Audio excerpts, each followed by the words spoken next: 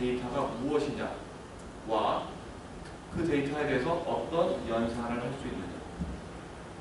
대상과 연산이에요. 쉽게 말하면 모델이라고 하면 항상 모델의 대상이 되는 놈이 있고 거기서 그 대상들을 가지고 무슨 연산을 할 수 있느냐. 이게 모델링이라는 거예요. 큰 게. 우리 데이터 모델링 이야기를 할 거기 때문에 어떤 데이터들이고 그 데이터를 가지고 어떤 연산들을 수행할 수 있느냐. 이것을 설계하는 데이터 모델이라는 거예요. 데이터 모델의 분류에는요. 고수준 모델이 있고 이 고수준 데이터 모델은 수준이 높잖아요. 우리 사람은 수준이 높아요. 사람 수준이 높아서 일반 사용자들이 즉 이걸 아주 깊이 전공하지 않은 사람도 쉽게 이해할 수 있는 어떤 데이터의 표현이에요. 컴퓨터 하드웨어, 하드디스크에 어떻게 저장되고 이런 거랑 상관이 없어요. 그런 걸 몰라도 된다는 얘기죠. 그래서 높은 수준에서 데이터를 정의하는 거예요. 이때 사용하는 모델이 있는데 ER, Entity Relationship 모델이에요. 한국말로 개념 관계 모델이라고 부르고 우리가 이 수업에서 ER 모델링을 나중에 실습하고 하게 될 겁니다. 개념 모델을. 고수준의 데이터 모델이 있고요. 또 다른 데이터 모델인데 2번이 없고 3번이 바로 나왔죠. 이게 오타가 아닙니다. 네. 세 번째 먼저 보는 거예요. 저수준의 데이터 모델이 있어요. 저수준. 저수준은 낮은 수준인데 얘는 물리적인 데이터, 즉 컴퓨터 기계 수준에 기계에 가까운 수준이에요. 저수준 데이터 모델이고 이건 데이터가 컴퓨터에 저장되는 방식을 표현해요. 하드웨어와 굉장히 밀접한 관계가 있어요. 하드웨어 의존적이고 이 안에는 레코드의 형식, 레코드가 무슨 순서로 저장되어 있고 인덱스는 무엇을 쓰고 인덱스가 뭐 B 플러스 트리를 쓰는지 레드블랙 트리를 쓰는지 이런 것들 그 인덱스가 어떤 규칙을 가지는지 이런 것들이 다 저수준의 데이터 모델입니다. 그 데이터베이스를 제대로 이거 다 알아야 된다는 얘기입니다. 이것은 DBMS가 상당히 많은 일을 해줘서 많은 것을 쉽게 할 수 있어요. 그러면 이 중간에 이제 하나 비었죠. 2번은 중간 데이터 모델이 아니고요. 그래서 중간이라고 안 부르고 표현 또는 구현 데이터 모델이라고 불러요. 그래서 얘는 이 위에 고수준에 있는 일반 사용자들이 이 밑에 거 너무 어렵잖아요. 물리적인 거. 이걸 바로 이해할 수 없으니까 일반 사용자가 어느 정도는 이해하고 쉽게 이해할 수 있는 건 아닙니다. 어느 정도는 이해하고 이 컴퓨터 상에 구현도 가능한 중간에 있는 데이터 모델이에요. 이 위에 거의 중간이 딱 얘기하는 게 사용자도 어느 정도는 이해하고 컴퓨터 상에 구현하는 것도 가능한 모델이에요. 여기는 구현된 거잖아요. 근데 얘를 바로 여기로 구현 못 하거든요. 저 위에 있는 고수준의 데이터 모델 설계한 거는 여기에 맞춰서 설계한 건 컴퓨터로 바로 못 넣어요. 구현할 수가 없어요. 그래서 이걸 구현할 수 있는 중간에 있는 모델이에요. 그래서 이걸 구현 데이터 모델이라고도 부른다. 그래서 여기에 나오는 이 표현 데이터 모델은 실제 DBMS에서 사용하는 데이터 모델을 의미해요. 그래서 관계형 데이터 모델, 계층형 데이터 모델, 네트워크형 데이터 모델 이런 것들이 다 해당이 돼요. 우리는 이 베이직에서는 주로 관계형 데이터 모델을 배우게 될 거예요. 그래서 관계형 데이터 모델이 이 표현 수준에서의 데이터 모델에 가장 많이 쓰는 데이터 모델이기 때문에 현재는. 그래서 DBMS는 이 사용자도 일부 이해하고 컴퓨터에 구현 가능한 수준의 데이터 모델인 겁니다. 근데 이걸 바로 설계하려고 하면 조금 어려워요. 놓치는 것도 있고. 그래서 일반 사용자들이 이해하기 쉬운 일반 사용자도 사실은 일반 시민을 얘기하는 게 아니고요. 그리고 컴퓨터를 좀 아는 사람들을 얘기하는 거고 이걸 하려면 어쨌든 공부를 좀 해야 돼요. 그래서 일반 사용자들이 이해하는 수준의 데이터를 설계를 해요. 이해하는 문제를. 설계를 하고 그것을 DBMS 상에 표현할 수 있도록 바꿔요. 구현 데이터 모델로. 바꿔주면 이것이 컴퓨터 상에 저장이 되고 어쩌고 하는 것은 DBMS가 굉장히 많은 걸 알아서 세 가지 수준의 데이터 모델이 있습니다. 데이터베이스 기초 용어 중에 데이터베이스 스키마라는 용어를 앞에서는 안 나왔지만 앞으로는 자주 등장할 겁니다. 이제 스키마라는 얘기가 나오는데 이 스키마는 데이터베이스 자체에 대한 기술, 즉 설명하는 정보를 데이터베이스 스키마라고 불러요. 예를 들어서 여기에 Student Course Prerequisite이라는 게 있어요. 이거 학교와 관련된 어떤 데이터를 의미하겠죠. 넥스트에 어떤 학사 행령을 소프트웨어로 만들고 그걸 데이터로 설계한다 하면 학생 정보, 교과목 정보, 선수 과목 정보 이런 게 있을 수 있죠. 그래서 여기에는 학생 정보가 있고 학생은 이름이 있고 학번이 있고 듣는 수업이 있고 이런 정보를 만든다라고 기술해 놓은 거예요. 그래서 이 DB 데이터베이스 안에 이런 세 개의 테이블들이 있고 각 테이블에는 이런 속성들을 갖는다 라고 이 그림에서 보이죠. 자, 이런 것을 묶어서 데이터베이스 스키마라고 해요. 자, 이걸 보면 이 데이터베이스 안에 어떤 데이터가 있는지 알 수 있죠. 이렇게 할 수 있고 실제 데이터베이스 스키마의 한 사례는 이렇게 될 수 있어요. 여기에 지금 이 보라색 위에 있는 게 그 테이블의 이름이고 그 밑에 있는 것들이 속성들인 거예요. 그리고 각 테이블 간에 어떤 관계가 있는 게 선으로 표현되는 거. 이건 이제 실제 사례 중에 하나를 캡처하고 갑니다. 이 정도면 조금 복잡한 DB 스키마고요. 이 수업에 여러분이 개별 프로젝트를 하거나 하는 수준은 여기에서 테이블이 한 5개 정도 것을 나중에 프로젝트 하시면 돼요. 그 다음에 데이터베이스 상태라는 게 있는데 이 데이터베이스 상태라는 용어는 특정 시점에 데이터의 실제 값이에요. 여기 지금 스튜던트라고 있잖아요. 근데 2015년 10월 14일 날에 여기에 김기범 학생이 있고 학번은 뭐고 값이 있겠죠. 그렇죠? 실제 값들.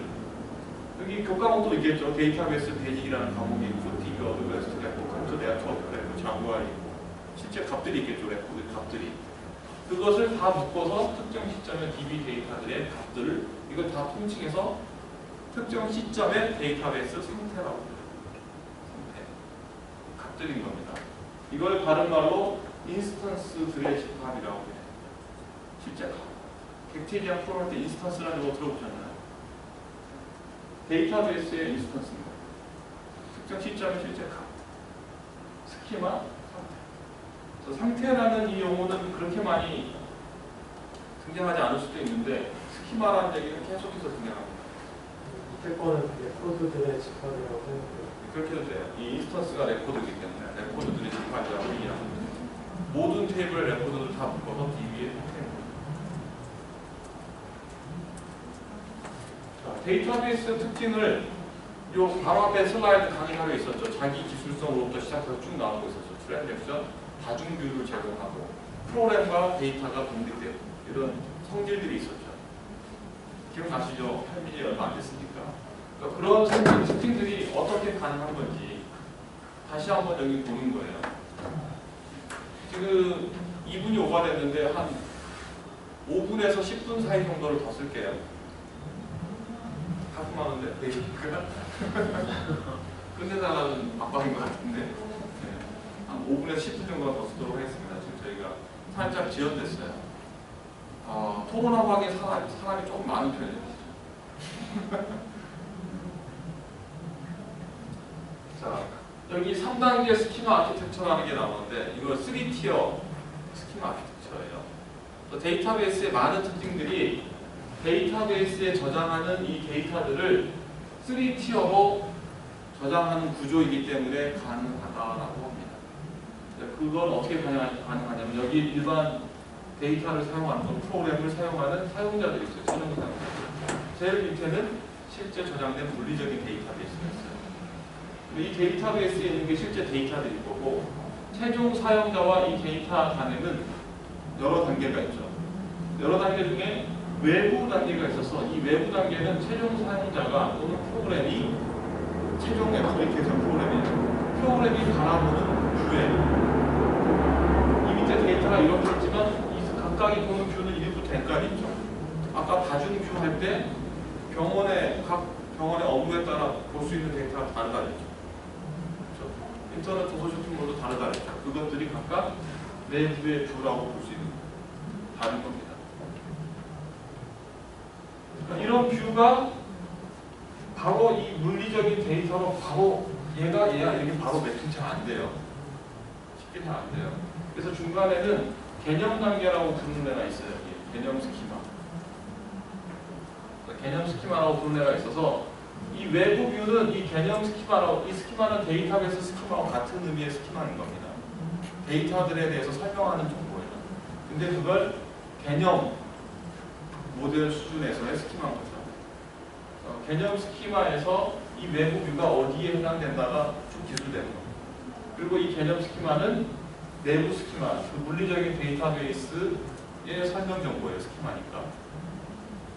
물리적인 내부 데이터베이스 스키마라고 이해하면 돼요. 내부 데이터베이스 스키마. 그 스키마에 어떻게 연결되는지 정보도 있겠죠. 즉 맵핑, 사상을 합니다. 이렇게 어떻게 관련되는지. 그래서 외부 뷰 사용자가, 최종 사용자가 보는 데이터가, 뷰가 어떤 데이터인지는 두 번의 사상, 맵핑을 통해서 실제 물리적인 데이터까지 연결이 돼요. 이걸 외부에서 바라보는 뷰를 바로 물리로 적용하려면 어려워요. 잘 맵핑이 안 돼요. 근데 이렇게 두 단계를 거쳐서 가면 3단계로 만들어서 이게 좀 쉽게 된다.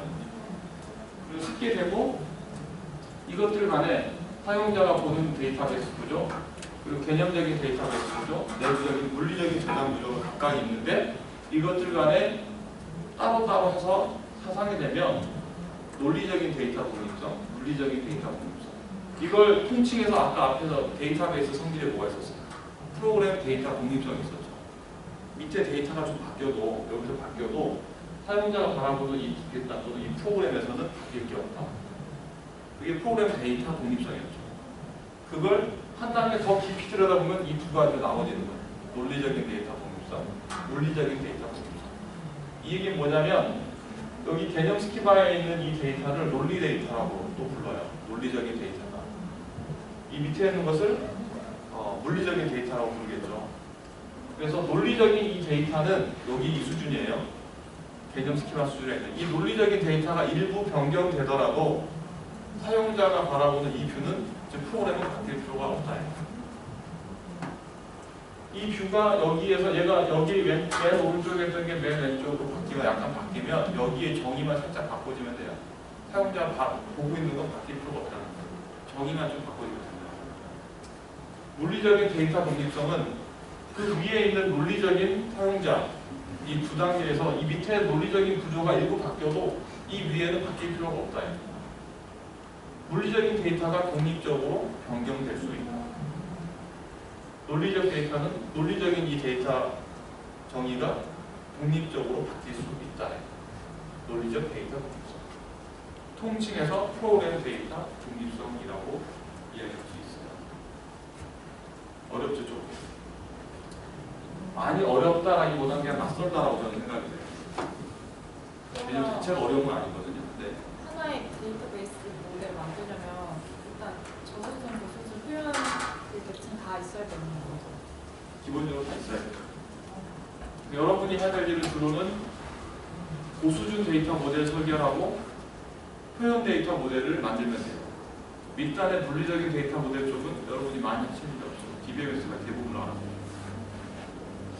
여러분이 하실 일은 대부분 데이터 타입 지정해 주는 정도, 물리적인 수준 연관이 있습니다.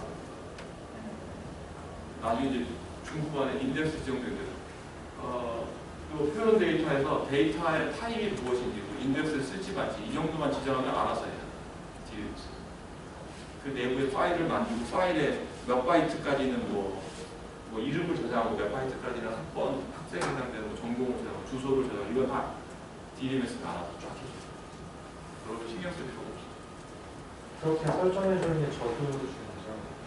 데이터 타입 인덱스라는 거예요. 네, 그건 저수준이에요. 프로그래밍으로 구현해주는 거는 고수준. 프로그램으로 구현해주는 고수준은 개념 데이터 설계를 여러분이 나중에 ER 모델링을 통해서 개념적인 수준에서 데이터 모델링을 하게 될 거예요. 그게 고수준이에요. 프로그램 자체가 고수준은 아니에요. 연산은 어디 있어요? 네? 연산? 연산? 커리문 연산은 이제 뒤에 그 SQL 쿼리 배우실 거잖아요. 그 쿼리문이 데이터에 대한 연산들이 정의되어 있습니다. 그걸 가져다 쓰시면 돼요. 쿼리. DBMS가 제공하는 일종의 API인 거예요. DBMS 제공하는 쿼리.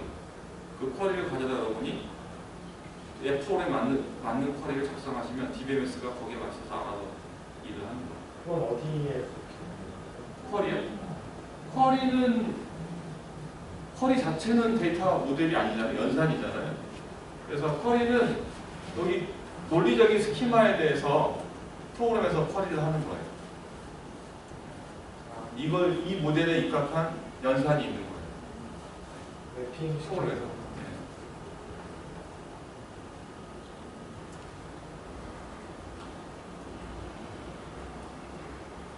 논리적 데이터 독립성, 논리적 데이터 독립. 다시 정리하면 외부 스키마나 응용 프로그램을 변경하지 않으면서도 그 밑에 논리적 데이터, 즉 개념 스키마를 변경할 수 있는 상태. 물리적인 데이터 독립성은 그 위에 있는 개념 스키마를 변경하지 않으면서 내부 물리적인 스키마를 변경할 수 있는 성질. 그래서 인덱스 구조 변경 등을 해도 그 위에 있는 개념 스키마는 영향이 없다. 알아서 아무 영향 없이 프로를 바꿀 필요 없게 합니다. 자, 데이터베이스 언어는 간단합니다. 정의어, 조작어, 관리어 세 가지 유형이 있는데 데이터 정의어는 앞에 얘기했던 개념 스키마나 내부 스키마 있죠. 그런 스키마들을 정의할 수 있는 지리어예요. 여러분이 실습할 때 크리에이트 테이블 해보셨죠? 그게 정의어의 대표적입니다. 크리에이트 테이블 같은 거. 그 다음에 데이터 조작어는 그 데이터에 대해서 조작의 대표적인 건 이제 검색, 삽입, 삭제, 수정 이런 거겠죠. 연산입니다. 연산을 할 수 있는 언어예요. SQL이라는 데이터베이스 언어가 있어요. 지리어, SQL이라는. 그래서 SQL을 흔히 프로그래밍 언어 중에 하나로 분류하기도 합니다. 배워야 될 하나의 프로그래밍 언어가 SQL. 근데 일반적으로 자바나 C 같은 그런 프로그래밍 언어하고 상당히 다른 언어예요. 데이터베이스의 데이터를 조작하기 위한 언어이기 때문에 상당히 다른 류의 언어입니다. 데이터 관리어로 분류할 수 있는 게 있는데 이것은 데이터베이스 자체를 관리하기 위한 언어고 거기에 대표적인 게 데이터베이스를 백업한다든가 또는 데이터베이스 사용자를 새로 추가한다든가 데이터베이스 사용자에 대해서 어떤 권한을 주든가 뺐든가 이런 게 관리 또는 제어하는 언어에 속해요. 그래서 이것을 SQL이 조작어에만 있지만 사실은 SQL에는 이걸 다 여기 세 군데에 다 해당되는 언어를 일부 가지고 있어요. SQL이라는 거 안에. 이 세 군데에 있는 게 각각 언어가 따로따로 있는 게 아니라 여러분이 SQL을 배우면 이 세 가지에 있는 걸 다 일부 하실 수 있어요. 근데 밑에 있는 데이터 관리어는 SQL 말고 다른 것도 많이 하게 돼요. SQL을 다 할 수 없어요. 또 질문 있으십니까? 없어요? 데이터 정의어 잘 모르겠어요. 데이터 정의어는 앞에 봤던 그 데이터베이스에 어떤 데이터들이 저장된다라는 걸 정의하는 게 모델이거든요. 그러면 스키마를 내가 정의하는 거. 그러니까 데이터베이스 스키마에 보면 아까 학생 경우에 스튜던트 뭐 이렇게 있었고 근데 그거를 데이터베이스 내부에서 해준 거구나. 예. 테이블 만드는 거.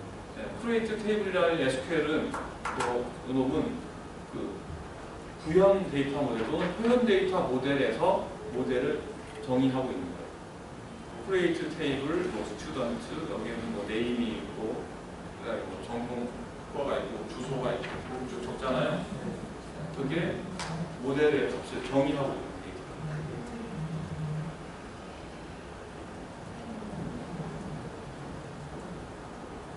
또 다른 질문 있으신가요? 없어요? 소규모 없어? 예. 잘 이해됐어요? 관리어만 잘 데이터베이스 자체를 관리한다는 건 이 데이터베이스가 혹시 나중에 문제가 되면 이거 사용하다가 데이터베이스 고장나면 없어질 수 있잖아요. 데이터가 없어지면 상실하면 큰 문제 생기겠죠. 그래서 흔히 하는 게 데이터베이스를 백업을 해놔요. 즉 2015년 10월 14일 16시 0분 기준으로 데이터를 딱 복사를 딱 만들어놔요. 이거 백업이라고 하거든요. 그래서 쓰다가 이 데이터베이스 만약에 망가지면 도저히 복구가 불가능한 상태로 백업했던 걸 다시 가지고 살려야 돼요. 이게 관리 작업이에요. 관리하는 거. 백업하고 다시 복구하고 이게 다 관리 요에 들어가요.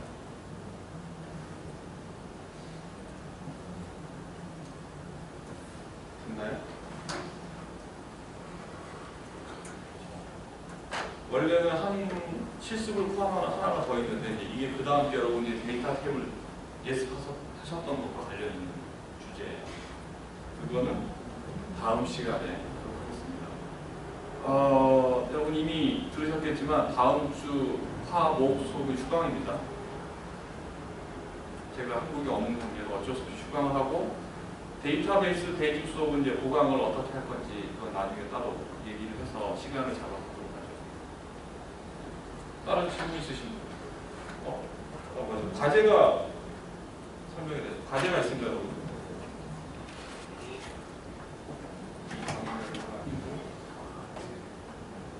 다른 강의 자료에 제가 강의 자료는 올려놨거든요. 데이터 생성 쪽을.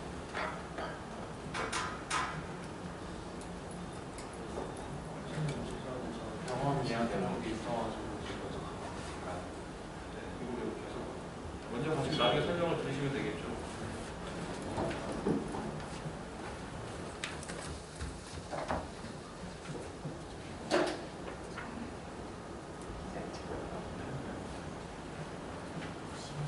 셀렉트와 관련된 90에서 155점 예습 회원이겠어요.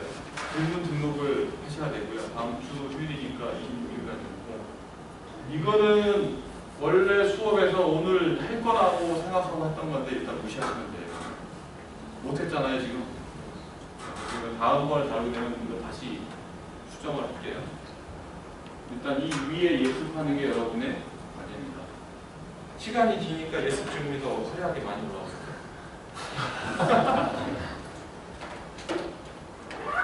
여기까지 하겠습니다.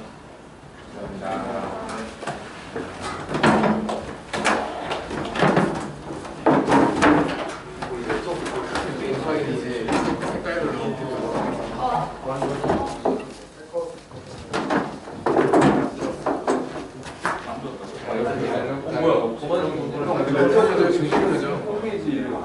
생긴 시장 관련한 게 최근이라서 그런 거 아니에요? 공정하지 않습니다. 노트북도 있다가 제가 할까요? 성균관을 성균관이요. 근데 제공이 안 되는 성균관이 게 많아요. 제가 성균관을 봤는데 현민이 형이랑 영대 형 ISQL이 주려고 하는 데이터 베이스 공정인데 그렇게 ISQL 잡아놓고 네트워크 안에 마이너스 잡아놓고